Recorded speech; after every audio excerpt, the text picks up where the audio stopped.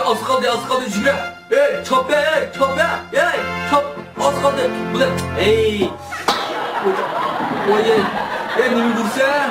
Elokka ben o ziyade kalsam yanlış kur nilip versinde bir kağıt çıkardı da o. Oye döt fıksan gomen atның ismi o. Oço köpeler çıksa. Bururak disos bulmam da içinin ağırdı mı? Oy çıkmağına buldu. Vay man yer otta tamak ite.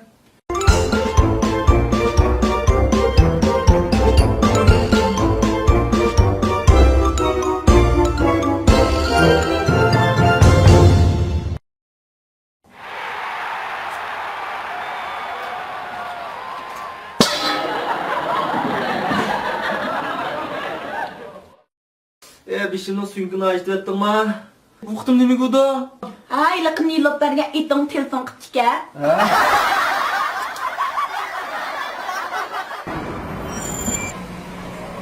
Ustam, dönkörü qancha pul? 15 koy. Qiz do'stim bilan chiqsam o'xshashmi? Xon ishlar chiqtirib o'xshash. Zadim o muhabbatning qadri yo'q. Chiqay mana 5 ko'sib yuzingmi yo'q.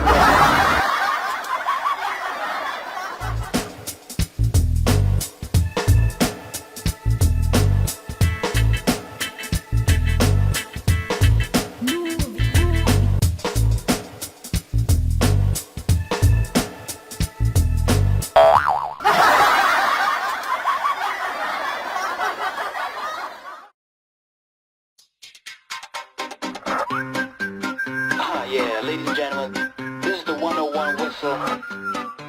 Feel free to tune in, join in, included, excluded, are male and female. Please sing along.